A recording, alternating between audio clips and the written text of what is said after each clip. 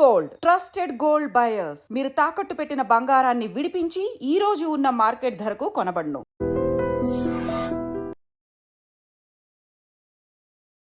నమస్కారం అమ్మా. నమస్తే అమ్మా.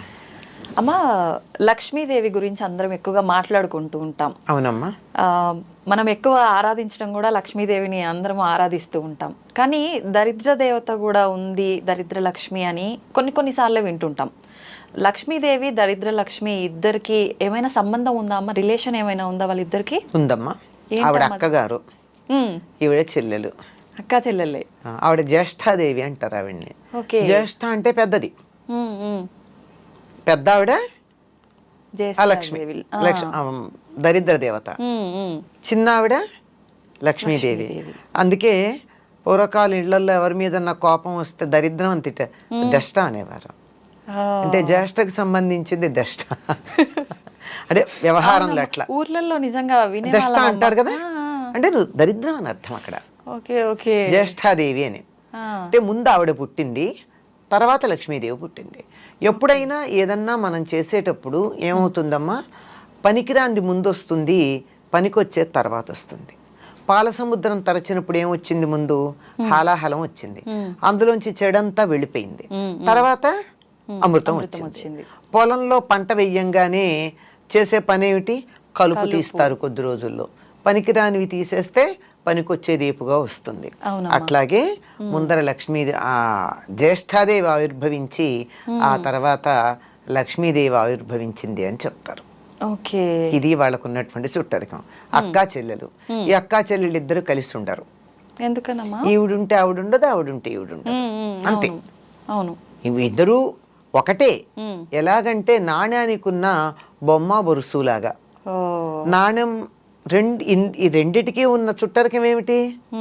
ఒకదానికి ఉన్న రెండు, అంతే, రెండు సైడ్స్, అంతే అంతే, రెండు వైపులు. అలాగే ఒకే ఒక సంపదకి లేకపోవడం, ఉండడం అనేటటువంటి రెండు లక్షణాలు ఉంటాయి గనక ఆవిడ జ్యేష్ఠాదేవి, ఈవిడ లక్ష్మీదేవి. ఈవిడుంటే ఆవిడుండదు, ఆవిడుంటే ఈవిడుండదు. ఓకే అమ్మా, అసలు ఏ రకంగా వస్తుంది దరిద్ర దేవత ఇంట్లోకి? అంటే కొన్ని సందర్భాల్లో ఇల్లు శుభ్రంగా లేకపోతే వచ్చే అవకాశము, ఇలా చాలా చెప్తుంటారు. ఏ రకంగా ఉంటే దరిద్ర దేవత రాకుండా ఉంటుందమ్మా? ధర్మరాజు జూదంలో ఓడిపోయిన తర్వాత సర్వస్వం కోల్పోయి అరణ్యవాసానికి వెళ్ళాలి. అంటే దరిద్ర దేవత ఆవహించాలి కదా, సంపదలు కోల్పోయి. అవును. అప్పుడు లక్ష్మీదేవి అంటుంది, జానపద గేయం అమ్మ ఇది. ఏమంటే, చేటలో పళ్ళను చెరపడే రాజు, కట్టి విడిచిన బట్ట కట్టడే రాజు, ఆడి విడిచిన నీరు ఆడడే రాజు అని చెప్తుంది. ఇలా కొన్ని. నేను ఎలా పెడతాను అటువంటి చోటికి? ఒక్కటి సవ్యంగా లేదే. నేను ఇల్లు ఉండడానికి తగినటువంటి చోటు అంటే చేటలో పళ్ళు వేయకూడదట. ఓకే. ఇప్పటికీ పల్లెటూళ్ళల్లో ఒప్పుకోరమ్మా. చేటలో బియ్యం చెరుగుతారు కదా, బియ్యానికి తౌడు ఉంటుంది కదా, ఆ చేటకి తౌడు అతుక్కుని ఉంటుంది. దాంట్లో కూరగాయలు పళ్ళు గనక వేసినతో త్వరగా పాడైపోతాయి. అందుకని చాట్లో పళ్ళు వేసామంటే దరిద్రం అంటారు. అలా వేయడు. ఒకసారి కట్టి వదిలిన బట్ట మళ్ళీ కట్టడు. విడిచిన బట్ట కట్టడం దరిద్రం. చూసారా ఏ పదం వాడాం? దరిద్రం, దరిద్ర దేవత. అలాగే ఒకళ్ళు స్నానం చెయ్యగా మిగిలిన నీళ్లతో స్నానం చేయడం, అది కూడా దరిద్రమే. దరిద్రం అమ్మ. ఇప్పుడు మీరు పల్లెటూళ్ళలో పెద్దలు ఇంట్లో ఎవరైనా ఉంటే స్నానం చేసేటప్పుడు ఒక బకెట్లో నీళ్లు తీసుకుంటాం, స్నానం చేస్తాం, అడుగున ఆఖరి దాకా పోసుకోం కదా, కాసి నీళ్లు మిగులుస్తాం. ఆ మిగిల్చిన కింద పోసి బకెట్ బోర్లించి వస్తారు. ఆ మిగిలిన నీళ్లతో ఇంకోళ్ళు స్నానం చేయకూడదు. ఓకే. మామూలుగా అందులో నీళ్లు వదలొద్దు అనటం విన్నాం, కానీ దాని వెనకాల రీజన్ ఇదని ఇప్పుడు తెలిసిందమ్మా. కానీ ఆఖరి నీళ్లు పోసుకోకూడదు, ఆఖరి నీళ్లు పోసుకోకూడదు, వదిలిపెట్టకూడదు. కనుక వాటిని కింద పారబోసి వచ్చేస్తాం కదా. అవును. అంటే ఆడి విడిచిన నీరు ఆడడే రాజు అని ఒక జానపద గేయాలు ఇవన్నీ మనకి. ఇవన్నీ ఎక్కడ దరిద్ర దేవత రావడానికి వీల్లేని ప్రదేశాలు ఇవి. అంటే దరిద్రం రావాలంటే ఏం చెయ్యొచ్చు? విడిచి బట్టలు అక్కడ పడేసి మళ్ళీ కట్టుకోవడం, విడిచిన బట్టలు కట్టుకోవడం దరిద్రమే కదమ్మా. కంపు కొడతాయి, పాడైపోతాయి, వాసన వస్తాయి. బట్టలు బోల్డ్, they carry many things with them. అంచేత అవి. తర్వాత ఒకళ్ళు వాడిన నీళ్లు మళ్ళీ వాడడం, ఎంగిళ్ళు తినడం, అశుభ్రంగా ఉండడం, అశుచిగా ఉండడం, ఇలాంటివన్నీ కూడా దరిద్రం ఉంటుంది అని చెప్పడానికి సంకేతం. ఇలాంటి చోట ఆవిడికి నచ్చుతుందిట వస్తుంది. ఇది ఈవిడిలా ఉంటి చోట్ల గురించి చెప్పడం కన్నా లక్ష్మీదేవి తాను ఎక్కడుంటానో కొన్ని ప్రదేశాలు చెప్పింది. ఆ లక్ష్మీదేవి ఉంటానని చెప్పిన ప్రదేశాలకి భిన్నంగా ఉంటే లక్ష్మి ఉండదు. లక్ష్మి లేదు కనుక ఈవిడ వచ్చి కూర్చుంటుంది. లక్ష్మి తాను ఎక్కడ ఉంటానని చెప్పింది, శుచిగా ఉండాలి. శుచి అంటే మనిషి శుచిగా ఉండాలి, ఇల్లు శుచిగా ఉండాలి. అవునమ్మా. మనసు కూడా శుచిగా ఉండాలి. ఇది మెయిన్, అందరం ఇది వదిలేస్తాం అదే కదా. మనసులో ఎంతసేపు నేను నీట్గా మంచి బట్టలు కట్టుకుని సెంట్లు అవి కొట్టుకుని ఇల్లంతా నీట్గా పెట్టుకుని కొత్త ఇప్పుడే మీరు ఏదో ఐక్యానో ఏదో రకంచి ఫర్నిచర్ తెప్పించి నీట్గా అక్కడ పెట్టాం అంతే, బా అనిపిస్తుంది. కానీ ఇంట్లోకి వెడితే అంత నీట్గా ఉన్నా ఒక్క 2 నిమిషాలు కూర్చోవాలనిపించదు. ఎప్పుడు బయటపడదామా అనిపిస్తుంది. అంటే వాళ్ళ మనసులో ఉన్నటువంటి భావాలు అంత వ్యతిరేకమైనటువంటి లక్షణాన్ని కలిగి ఉన్నాయి, ప్రతికూల లక్షణాలు. కనుక అటువంటి చోటకి లక్ష్మీదేవి ఉండదు. శౌచం లక్ష్మి ఉండాలంటే కావాల్సింది. తర్వాత ఇంట్లో ఎప్పుడు తగాదాలు దెబ్బలాటలు ఉండకూడదు. గాలి వెలుగు ఉండాలి, వెంటిలేషన్ ఎక్కువగా. చీకటి పడ్డాక దీపం ఉండాలి. దీపంలో నేను ఉంటానని చెప్పింది, పూలలో తానుంటానంది. తర్వాత ఏనుగు ముఖంలో ఉంటానంది, చంద్రుడి వెన్నెల్లో ఉంటానంది. లక్ష్మీదేవి ఉంటానని చెప్పినటువంటి వస్తువులు ఇవి. ఇవి మన దగ్గర ఉన్నట్టయితే లక్ష్మి ఉంటుంది. ఈ మధ్య ఎవరో ఈ ఏనుగు ముఖంలో లక్ష్మీదేవి ఉంటుంది కనుక ఇంట్లో ఏనుగులు పెట్టుకోండి అని చెప్పి షాప్ పేరు కూడా చెప్పారు, ఎక్కడ దొరుకుతాయో. ఇది నిజంగా అట్లా పెట్టుకోవచ్చమ్మా? అవసరం లేదు, పెట్టుకోవచ్చు కానీ పెట్టుకోవాలని ఏం లేదు. ఏనుగు ముఖాలు పెట్టినంత మాత్రం లక్ష్మీదేవి ఇంట్లోకి ఏం వచ్చి కూర్చోదు. మనం దెబ్బలాడుకుంటూ ఉంటే ఆవిడ పారిపోతుంది. ఇంట్లో ఒకళ్ళనొకళ్ళు తిట్టుకుంటూ ఉన్నా, అప్పుడు కొంతమంది ఇళ్లలో ఫ్లయింగ్ సాసర్స్ ఉంటాయి భోజనాల దగ్గర, అలాంటివి ఉన్నా లక్ష్మీదేవి పొరపాటును కూడా దరిదాపుల్లోకి రాదు. వీలైనంత దూరంగా ఉండే ప్రయత్నం చేస్తుంది. వస్తున్నదన్నా పారిపోతుంది. అంటే దరిదాపుల్లో కదా, కొన్ని రోజుల పాటు రాదు. అంచేత మనకి సంపద కావాలి అంటే నవ్వుతూ ఉండాలి. అదే చెప్తారండి, ఇంటికి సంపద ఎవరంటే చిరునవ్వు ఉన్న మొహాలట. నవ్వుకుంటూ ఎప్పుడు నవ్వగలం మనం? మనసు బాగుంటే, అంతే అమ్మా. కల్మషం అందరూ ఆహ్లాదంగా ఉంటే, ఒకళ్ళ పట్ల ఒకటి శత్రుభావం లేకుండా ఉంటే అక్కడ లక్ష్మీదేవి ఉంటుంది. అంటే ఇవి లేని చోట లక్ష్మి ఉండదు. ఇంట్లో శుచిగా లేకపోయినా, దెబ్బలాడుకుంటూ ఉన్నా, పోట్లాడుకుంటూ ఉన్నా, ఏడుస్తూ ఉన్నా, ఏడ్చే చోట కూడా లక్ష్మి ఉంటుంది. ఎందుకంటే కష్టాలు ఎవరికి ఉండవమ్మా, మనుషులకు కాకపోతే మాకులకు వస్తాయా? వస్తాయి. కష్టం వస్తుంది కానీ దానికి ఏడవకూడదు. బాధపడడం వేరు, దాని వేదన చెంది దిగులు పడ్డం వేరు. కొంతమంది మొహాలు చూడండి, ఏదో చిన్న బాధ వస్తుంది, మొహం అంతా దీనానాథుల్లాగా మొహాలు పెడతారు. వాళ్ళకి సంపద రమ్మంటే ఎట్లా వస్తుంది? ముందు ఆ మొహం మారిస్తే మీ మొహం కాస్త మార్చుకోండి, మీకు కష్టాలు తొలగుతాయని చెప్తారు చాలా మంది. మొహంలోనే కనపడతాయి. ఎప్పుడు చూసినా ఏడుపు కొట్టు మొహం వేసుకొని ఉంటావు ఇట్లా అంటుంటారు. ఏడుపు మొహం, ఈడుపు కాళ్ళు, ఈ రెండు జ్యేష్ఠాదేవిని ఆహ్వానిస్తాయని చెప్తారు పెద్దవాళ్ళు ఇంట్లో. ఈడుపు కాళ్ళు అంటే పని చేయమంటే అబ్బా అని నడవడం చకచక కాకుండా ఏమిటో అని కాళ్ళు ఈడ్చుకుంటూ నడుస్తారు. అంటే ఇష్టం లేక. అంటే సోమరితనం ఉన్న చోట లక్ష్మీదేవి ఉండదు, దరిద్ర దేవత ఉంటుంది. వీళ్ళిద్దరూ ఒకళ్ళు అంటే ఒకళ్ళు ఉండరు కదా. దీనికి చిన్న ఒక చమత్కారమైన విషయం చెప్తారు. మా ఇద్దరిలో ఎవరు అందగత్తెలు అని అడిగారట లక్ష్మీదేవిను జ్యేష్ఠాదేవి. ఎవరిని అందగత్తెలన్నా రెండో వాళ్ళకి కోపం వస్తుంది కదా. అవునమ్మా.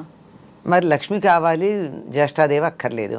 అందుకు ఆయన తెలివిగా అన్నాడట, ఇద్దరిని అక్కడ నిలబెట్టి మీరు ఇటు రండి, నువ్వు ఇటు వెళ్ళు అన్నట్ట. లక్ష్మీదేవిని ఇంట్లోకి రమ్మన్నాడు, జ్యేష్ఠాదేవిని వెళ్ళమన్నాడు. అబ్బా నువ్వు అలా బయటికి పెడుతుంటే ఎంత అందంగా ఉన్నావు అన్నట్ట జ్యేష్ఠాదేవిని. లక్ష్మీదేవిని నువ్వు ఇంట్లోకి వస్తుంటే ఎంత అందంగా ఉన్నావు అన్నట్ట. అయిపోయింది. ఎంత తెలివిగా చెప్పారు కదమ్మా. మనకు కావాల్సిందే అది. అదే కదా. అప్పుడు వెళ్తే ఈవిడ వస్తుంది, చీకటి పెడితే గాని వెలుగు రాదు. అంతే అంతే కదా. అంచేత వెలుగు లేకపోతే చీకటి వస్తుంది. అవును చీకటి వస్తే వెలుగుపోయింది కాదు, వెలుగు లేకపోతే చీకటి వస్తుంది. అవును. అందువల్ల వెలుగుని ఆహ్వానించుకోవాలి, చీకటి దానంతట అదే పోతుంది. అంచేత సూపర్ అమ్మా నిజంగా. ఎవరమ్మా ఇది చెప్పింది? ఏదో ఒక పండితుడి గురించి ఒక కథ చెప్తారు. ఓకే. ఇది ఒక ప్రధానమైన పండితుడు అని కాదు, ఊరికే అసలు తెలివితేటలు ఎట్లా ఉంటాయి అని చెప్పడానికి ఒక పండితుడి పేరు పెట్టి చెప్పినటువంటి లోకంలో ఉన్నటువంటి కథ. చాలా అద్భుతంగా అమ్మ అసలు నిజంగా చెప్పేవారు. ఇలా ఉంటాయి. అంచేత మనకి సంపద కావాలి అంటే లక్ష్మీదేవి లక్ష్మి అంటే డబ్బు అని మాత్రమే అనుకుంటాం మనం. అవునమ్మా. కాదమ్మా, అష్టలక్ష్ములు ధనంతో పాటుగా ధాన్యం, చదువు, ఆరోగ్యం, సంతానం ఇలాంటివన్నీ కూడా లక్ష్ములే. ఇవన్నీ కూడా మనకు అనుకూలంగా ఉండాలి అంటే ఎప్పుడూ మనం ఆహ్లాదంగా ఉండాలి, నవ్వుతూ ఉండాలి, ఇంట్లో గాలి వెలుగు ఉండాలి, శరీరం మనసు కూడా శుచిగా ఉండాలి. ఇవేమీ లేకపోతే అక్కగారు వచ్చి కూర్చుంటారు, అక్కగారు వద్దనుకుంటే ఇవన్నీ ఉండాలి. అంతే. మనం తన కోసం పెద్ద ప్రయత్నాలు ఏం చేయాల్సిన అవసరం లేదు. లక్ష్మీదేవిని ఆహ్వానించాలి, మనకు కావాలి ఇవన్నీ అనుకుంటే ఆటోమేటిక్ గా ఇందులో ఏదన్నా డబ్బు పెట్టి చేయాల్సిన పని ఉందమ్మా? లేదమ్మా. నవ్వుతూ ఉండడానికి డబ్బు అక్కర్లేదు కదా. లేదు, మనసు ప్రశాంతంగా ఉంచుకుంటే సరిపోతుంది. ఇల్లు శుచిగా పెట్టుకోవడానికి డబ్బు అక్కర్లేదు కదా. అవును. పోట్లాడుకోకుండా ఉండడానికి డబ్బు అక్కర్లేదు కదా. తిట్టుకోకుండా ఉండడానికి డబ్బు అక్కర్లేదు కదా. ఏడవకుండా ఉండడానికి డబ్బులు అక్కర్లేదు కదా. ఇవేమీ డబ్బులు అక్కర్లేకుండానే మనకి లక్ష్మి వచ్చేటటువంటి సాధనాలు. అంతే, మనం రూపాయి ఖర్చు చేయాల్సిన అవసరం లేదు. కానీ చాలా మంది ఇవన్నీ జరగాలంటే ఈ రెమెడీ చేయాలి, ఆ రెమెడీ చేయాలి, ఇలాంటివన్నీ చెప్తుంటారు కదమ్మా. అసలు ఇవన్నీ వర్కౌట్ అవుతాయా? అవ్వవనే అనిపిస్తుంది ఇప్పుడు మీరు చెప్పినవన్నీ వింటే. ఇవన్నీ ఈ లక్షణాలని తీసుకొచ్చే సాధనలకు మనకు వస్తాయి అంతే. ఓకే. ఇప్పుడు మీరు ఈ జపం చేస్తూ కూర్చోండి అంటే తిట్టకుండా ఉంటారు, అంతసేపు చాలదు. అంతే అంతే కదా. ఏదో దేవుడు పూజ అనగానే జపం చెయ్యాలి అంటే శుచిగా ఉంచుకుంటారు కదా మిగిలిన సమయానికన్నా. ఇలా ఉపయోగపడతాయి. లక్ష్మీదేవి రావడానికి కావలసినటువంటి వాతావరణాన్ని కల్పించడానికి ఉపయోగపడతాయి. ఆ వాతావరణం మంత్రం లేకుండా కూడా మనం కల్పించుకోవచ్చు. అంటే మంత్రాలు వద్దని కాదు, వాటికి శక్తి లేదు అని చెప్పట్లా నేను. అవన్నీ చెయ్యలేకపోయినా ఇలా ఉంటే వస్తాయి. చేయగలిగితే చేసుకోవచ్చు, చేయలేకపోతే విచారం అవసరం లేదు. మళ్ళీ మంత్రం అంటే మనం చెప్పే విధానం అటు ఇటు అయినా కూడా మీరు ఇందాక అన్నట్టు అర్థాలు మారిపోతున్నాయి. దానికన్నా మనం ఇదంతా మీరు చెప్పినట్టు చేసుకోవడమే బెటర్. హాయిగా ఉండండి. అంతే అంతే. లలితా సహస్రనామంలో ఒక నామం ఉంది అమ్మవారి గురించి, సుఖారాధ్య అని ఉంది. సుఖంగా ఆరాధించబడేది. సుఖంగా ఆరాధించేదానికి ఎందుకు కష్టపడతామమ్మా? అమ్మవారి ఆరాధన సుఖంగా చేసుకోవచ్చుగా. అంతే, హాయిగా చేసుకోవచ్చుగా. కష్టపడి ఎందుకు చెయ్యాలి? సోమరితనం ఉండకూడదు కానీ, అవునవును, బద్ధకం ఉండకూడదు కానీ కష్టపడమని చెప్పాల. అందరూ ఆర్భాటాలు, హంగులు, హడావిడి, పూజలు ఇవన్నీ అనగానే అమ్మో అన్ని నియమాలు పాటించాలి, ఎన్నో కష్టాలు, ఇబ్బందులు. నియమాలు ఉన్నాయి లేకపోలా, కానీ అవి కూడా చాలా తేలికైన నియమాలు. మనం అనుకుంటే తేలికమ్మా. కాదమ్మా, శుచిగా ఉండమంటే అదేమంత కష్టం? ఉతికిన బట్టలు కట్టుకోమంటే కష్టమా? ఇల్లు శుభ్రంగా పెట్టుకోమంటే కష్టమా? సోమరిపోతులకు కష్టమే అమ్మా. సోమరిపోతులకు అందుకే సోమరితనం ఎలా ఉంటుంది? ఉండదు. అంచేత కొంచెం శుచిగా పెట్టుకోండి అంతే. ఇలా చిన్న చిన్నవి ఈ రెండే కాదు, ఇంకా కొన్ని ఉన్నాయి. అవి కూడా చాలా ఏమీ కష్టం లేనివమ్మా. ఏమీ ఆ మాత్రం కూడా కష్టపడకుండా మంత్రం చేయడం కష్టం కదా. అవును అవును, చాలా కష్టం. ఇంకేదో రెమెడీస్ అవి చేయండి చేయండి అని చెప్తే డబ్బులు ఖర్చు పెట్టి చేయడం కష్టం కదా. వాటికన్నా ఇది తేలిక కాదు. మరి పైగా శుభ్రంగా ఉంచుకుంటే మనకే ఇంకా హెల్త్ ఇష్యూస్ రాకుండా ఉంటాయి. ఇది ఒక ఫేవర్ కూడా ఉంది కదమ్మా. అది కూడా లక్ష్మే కదమ్మా, ఆరోగ్య లక్ష్మి. అంతే అంతే. అవునమ్మా, మీరు చెప్పినట్టు నిజంగా ఆరోగ్యము ఉండాలి, డబ్బు ఉండాలి, ప్రతి ఒక్కటి ఉండాలమ్మా. డబ్బు ఒక్కటే కాదు, అన్నీ ఉండాలమ్మా. డబ్బు ఒకటి, డబ్బుతో వచ్చేది ఏం లేదు. ఆరోగ్యం ఉండాలి. మనకి కావాలంటే పిలిచే మనుషులు ఉండాలి. బోల్డ్ మంది పిల్లలు ఉన్నారు, కానీ కప్పుడు కాఫీ ఇచ్చేవాళ్ళు ఉన్నారా? గ్లాసులు మంచినీళ్ళు చేతికి అందించే వాళ్ళు ఉన్నారా? ఏదో దేశాల్లో ఉండి ఎక్కడో ఉండి బోల్డ్ సంపాదిస్తున్నారు, కోట్లు సంపాదిస్తున్నారు. ఆయా దేశాల్లో ధనవంతమైన దేశాల్లో పెలాషియల్ బిల్డింగ్స్ ఉన్నాయి. కానీ ఇక్కడ అమ్మకో నాన్నకో జ్వరం వస్తే చూసుకోవడానికి పక్కింటి వాళ్ళ మీదో పని మనిషి మీదో ఆధారపడాలి. అవును, అది సంతాన లక్ష్మి కాదు, అది సంతాన సౌభాగ్యం కాదు. సంతానం మాత్రమే ఉంది, సౌభాగ్యం లేదు. ఓకే.